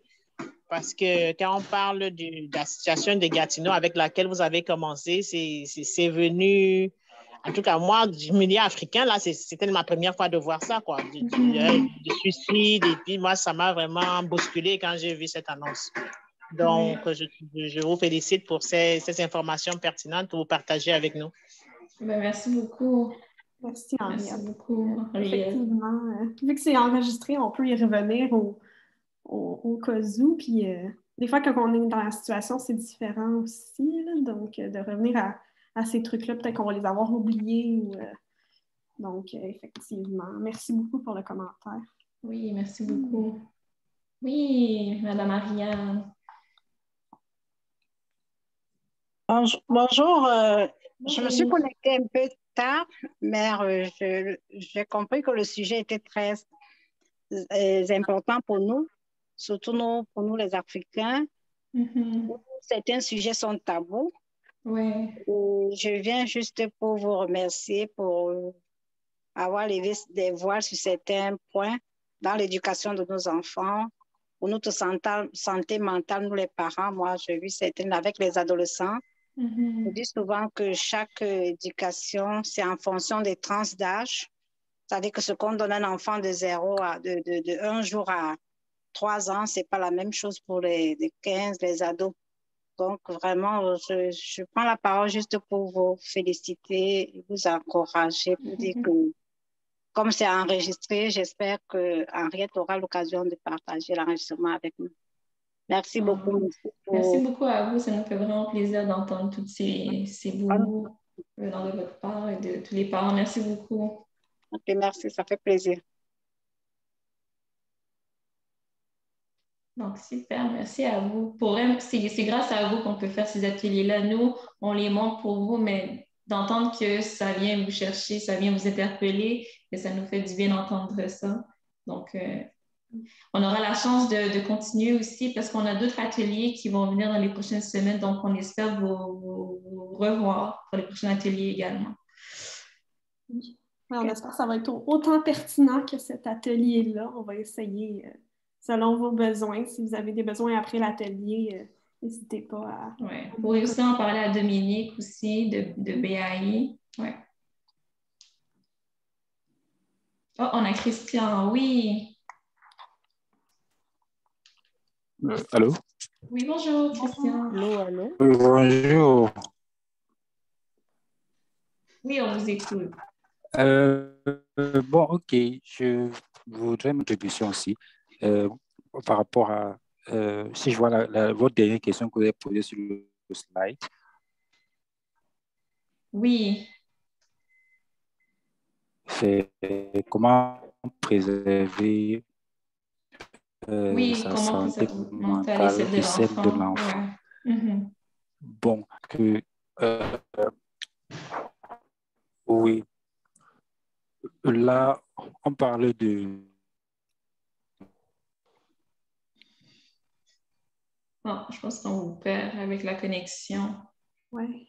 Ouais, on vous perd, on n'entend pas M. Christian, malheureusement. Non, la connexion. Peut-être écrire dans le clavardage, là, votre point. Non, deux personnes différentes. C'est le parent qui est un adulte qui réfléchit bien et l'enfant qui est une victime. Contribution. Allô? Oui, ouais, on entend juste des parcelles de mots, malheureusement. On va peut-être nous écrire dans le clavardage, puis on pourrait lire votre commentaire parce qu'on ne vous entend pas. Ouais, désolé. Juste peut-être revoir la connexion, puis on va prendre votre commentaire. OK? Oui, Marie-Onana? Allô? Allô? Là? Ça, c'est qui parle en ce moment? Je pense que c'était peut-être M. Christian, mais je crois que... Allô? Oui, allô? Oui, c'est... OK, c'est Et Christian, là, monsieur? euh, Non, oui, là, vous malheureusement. m'entendez? Essayez pour vous. Allô? Oui, allô? Oui, je crois que là, Oui, c'est mieux. oui, là, c'est mieux, oui. Donc, pas OK, longtemps. voilà, je disais, d'accord. Je disais que là, par rapport si à partir de la première partie de la présentation et les contributions qui ont été faites au niveau de la première partie, Oui. avec l'exposé qui a été fait au niveau de la deuxième partie, je pourrais dire que euh, l'évolution de la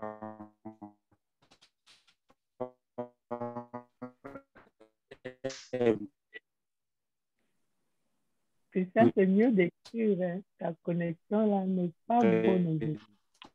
C'est ça, monsieur Christian, on vous perd. Ça avait l'air dans vraiment le intéressant ce que vous dites, sens mais on où n'entend pas. ça n'affecte pas seulement lorsqu'il dit mais ça affecte également son état dans le futur, sa vie en 4 heures. On est en train de vous perdre, monsieur Christian. Je sens que c'est très intéressant, mais on ne vous entend pas, malheureusement.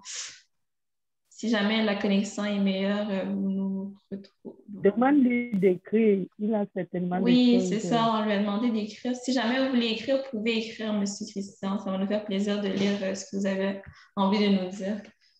Oui, Marie-Onana. Oui, merci. Moi, je dis bonjour aux autres. Et je n'ai pas grand-chose à ajouter. Vous avez tellement bien exposé. Et c'est des commentaires que moi, je dis que ça dépend dans quel milieu on se trouve et juste ajouter la dimension spirituelle de la chose, que abandonner à nous-mêmes, les séparer, les époux, les enfants, ils sont des acteurs. Mais pour ceux qui sont croyants, il y a des dimensions spirituelles qui aident souvent à relever les parents, à relever les enfants pour les amener à une reconstruction de vie, comme vous l'avez dit, que seul on est parfois démunis, sauf si on est dans des pays développés comme le Canada où on va prendre en charge les rencontres avec les filles, les rencontres avec ceci, les thérapies de ceci. Mais dans des milieux de notre pays d'origine où il n'y a pas toutes ces thérapies-là, il y a la dimension spirituelle, la dimension religieuse. Quand on croit à un Dieu, qu'on soit musulman, qu'on soit bon, qu'on soit chrétien, ça aide beaucoup aussi à relever, à garder le moral, à prévenir des dégâts comme ceux des Gatineau. Et vraiment, il n'y a que Dieu qui peut balancer et aider les parents à se reconstruire. C'est une dimension à ne pas négliger dans vos thérapies. Bien sûr, tout le monde n'est pas croyant, mais c'est quand même une bonne dimension à prendre en compte. C'est tout ce que moi, je voulais ajouter. Et merci beaucoup, Marie-Onana. Oui, l'aspect spirituel peut aider justement à préserver la santé mentale du conjoint, de la conjointe ou celle de l'enfant, selon les croyances de la personne. Oui, effectivement. On va poursuivre parce qu'on est un peu limite dans le temps. Étant donné qu'on avait commencé un peu plus tard, on va dépasser de quelques minutes le 12h30, mais on va quand même enchaîner. Il nous reste deux diapos, je pense, avant la fin. Auriez-vous quelque chose à télécharger? Oui. Auriez-vous quelque chose que vous avez préparé pour nous, un document à télécharger ou bien une lecture ou bien une page que vous nous conseillez? En fait, il va y avoir, parce que là, on est en train d'enregistrer l'atelier de ce moment, l'atelier sur la séparation. Donc, vous allez avoir accès à cet enregistrement. Nous, on va l'envoyer à Dominique, le responsable de BAE. Et donc, lui, il va pouvoir se charger de diffuser cet atelier-là dans le site de BAI. Donc là, vous allez pouvoir revenir sur certains points que vous avez manqués. Donc, pour ceux qui viennent d'arriver, vous allez pouvoir revoir la première partie ou ce que vous avez manqué. Et au besoin, nous donner sur le chat le lien pour pouvoir vous écrire et pour avoir un suivi de ça. Pas le suivi en tant que tel pour quelqu'un qui aimerait avoir plus d'informations que ce qui a été dit aujourd'hui. Vous pouvez nous donner le lien. Pour le moment, on n'a pas de lien. On pourrait essayer de s'informer pour voir si c'est possible de vous trouver des liens. Le lien du BAI, vous pouvez le mettre. Ah oui, on pourrait le mettre, mais en fait, oui. Pour ceux qui aimeraient avoir beaucoup plus de détails ou bien avoir un point qu'ils n'ont pas bien saisi. Mais sur le lien Zoom que vous avez reçu pour l'atelier, vous allez avoir accès à cette vidéo-là dans les jours qui suivent.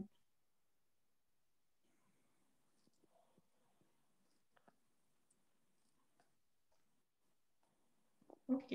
On va juste poursuivre avec la piste des interventions pour les proches. Donc, c'est ça, les pistes d'intervention pour les proches qui accompagnent parfois des personnes en processus de séparation. On en a mis quelques-unes. Donc, avoir une présence bienveillante, de faire des offres d'aide un peu, c'est pas nécessairement, des fois, la personne n'a pas besoin d'être écoutée. Elle a déjà répété son histoire plusieurs fois. Ça peut lui faire vivre toutes sortes d'émotions. Donc, un exemple d'aide bienveillante, ça pourrait être de garder les enfants, parce que les responsabilités parentales, comme on a dit, ils continuent, malgré qu'on a déjà beaucoup de choses à penser. Ça peut être de préparer des petits plats parce que la personne n'a pas nécessairement le temps aussi de cuisiner ou quoi que ce soit. Donc, vraiment d'être là pour la personne sans nécessairement questionner parce que c'est déjà beaucoup tout ce qu'elle vit. Et puis, si elle a besoin d'écoute, là, vous pouvez chercher à être là pour elle pour l'écouter. Mais on peut la questionner aussi sur ses besoins. Donc, comme que j'ai dit avant de l'écouter ou quoi que ce soit, est-ce qu'elle a besoin plus de soutien pour les enfants, pour garder les enfants? Est-ce que c'est pour le ménage dans la maison? Est-ce que c'est d'autres choses? C'est quoi qu'est-ce qu'elle pouvait apporter à la personne, en fait? On essaie aussi d'éviter le jugement.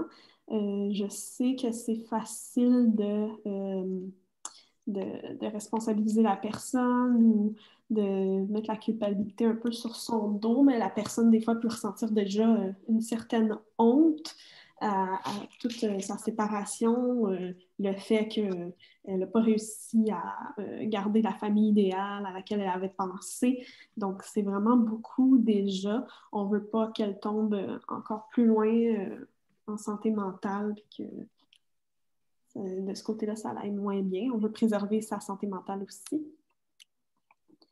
Donc, comme j'ai dit aussi, ça peut être de proposer l'aide pour garder les enfants, par exemple, si c'est judiciarisé puis la personne n'a pas de gardienne ou quoi que ce soit, on peut proposer son aide. De cette façon-là, ça peut enlever un certain stress, puis même des fois un stress financier de devoir payer quelqu'un d'autre, alors qu'il y a déjà beaucoup de coûts associés au processus judiciaire.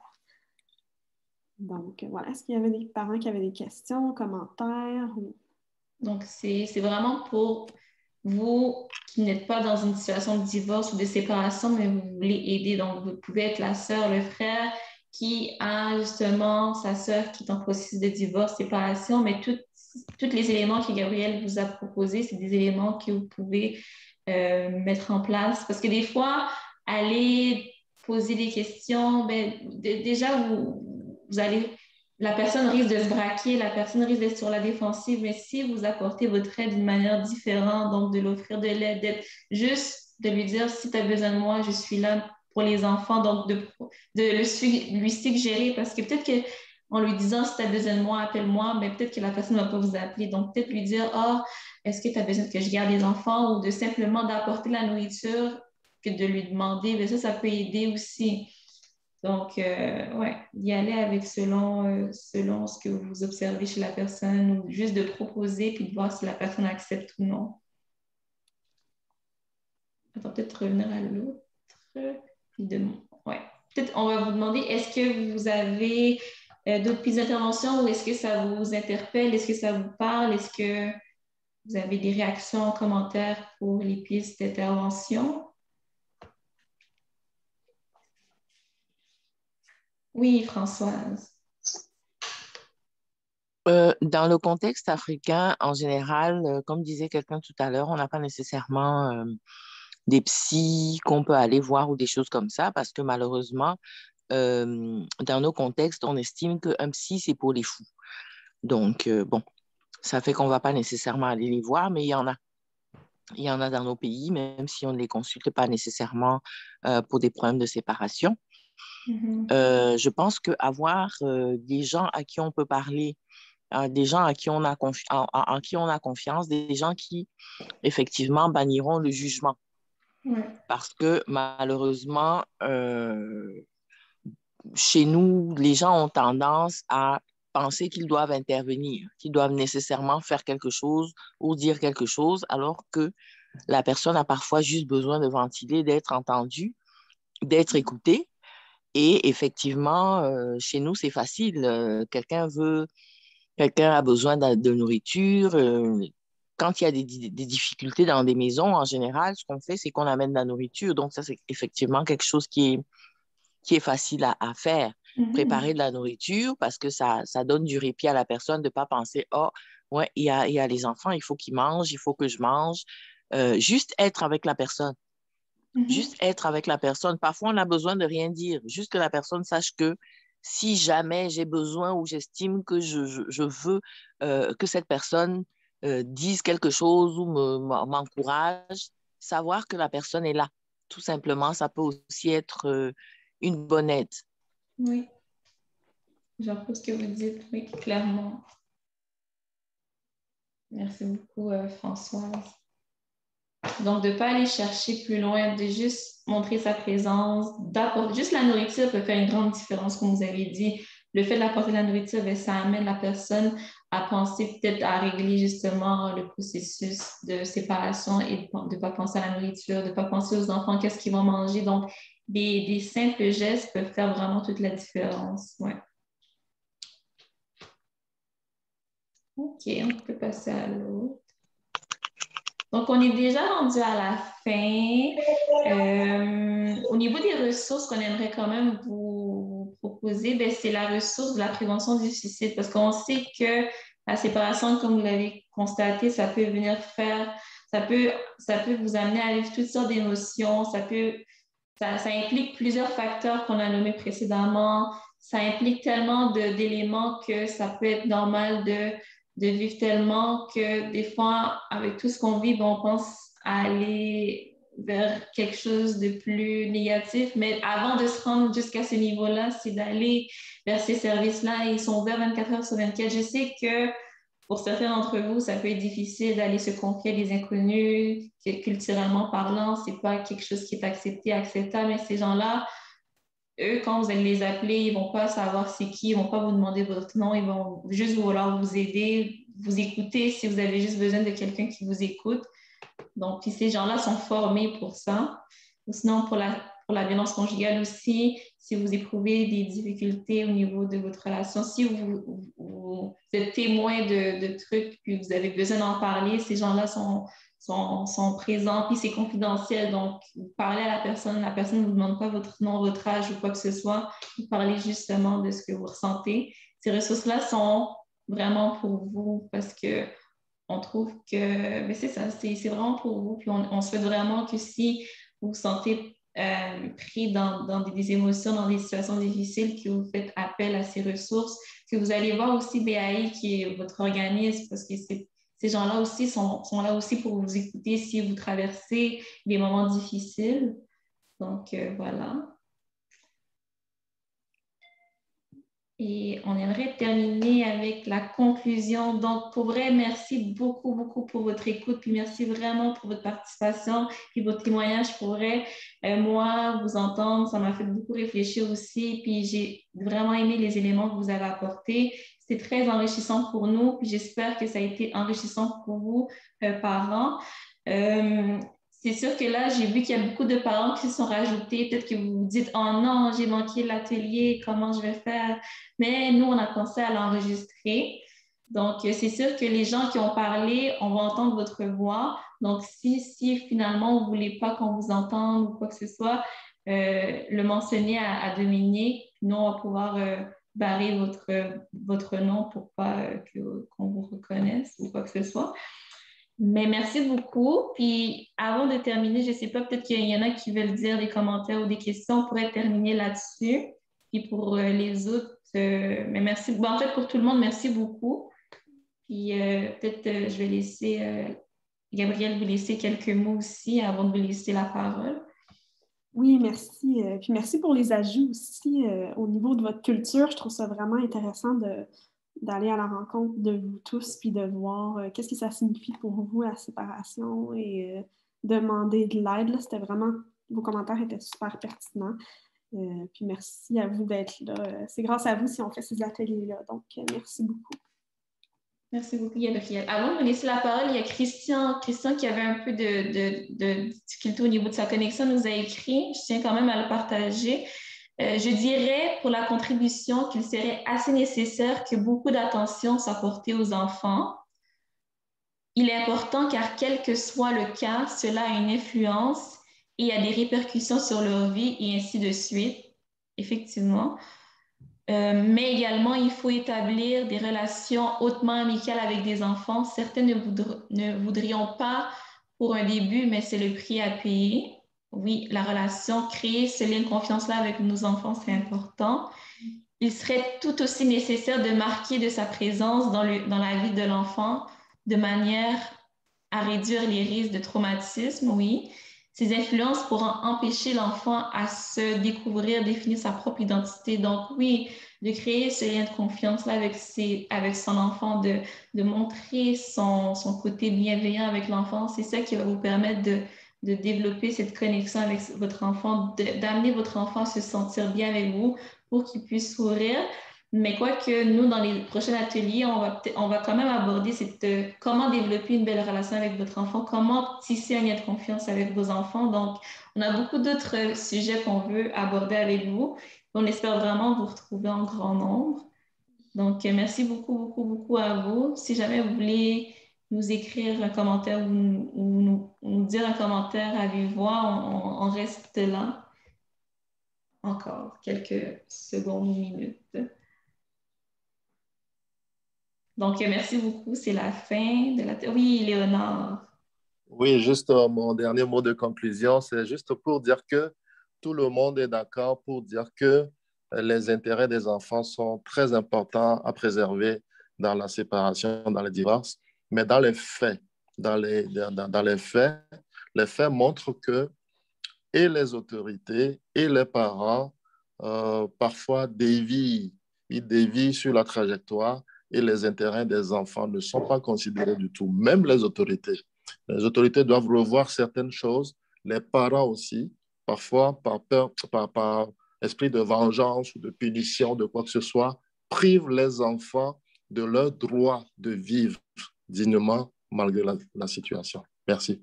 Merci beaucoup, Léonard. C'est pour ça qu'il faut faire de la prévention, de la sensibilisation, de faire des ateliers comme celle-ci. Ça peut ouvrir aussi les yeux aux autres parents. Puis j'imagine que vous allez en parler à d'autres parents. Nous, on souhaite qu'on ait plus de parents, qu'on fasse du bouche à oreille, que ça devienne vraiment quelque chose qu'on puisse partager pour que tout le monde puisse en être conscient et qu'on puisse changer les choses un jour, éventuellement. Je pense que ça fait le tour. Donc, oh non! OK, excusez, j'ai rien dit. J'ai cru que j'avais. OK. Donc, merci beaucoup, tous les parents présents. Ne vous inquiétez pas, ça a été enregistré. Donc, moi, je vais l'envoyer à Dominique et Dominique va pouvoir le rajouter au site de BAI. Donc, il ne sera diffusé juste sur le site de BAI. Donc, pour ceux qui ont manqué, ne vous inquiétez pas, vous allez pouvoir revoir l'atelier au complet. Donc, merci beaucoup, beaucoup, beaucoup à vous tous et on se revoit pour bientôt. Donc, restez à l'affût sur le site de BAI pour les prochains ateliers qu'on va donner au cours des prochaines semaines. Donc, merci beaucoup. Merci beaucoup.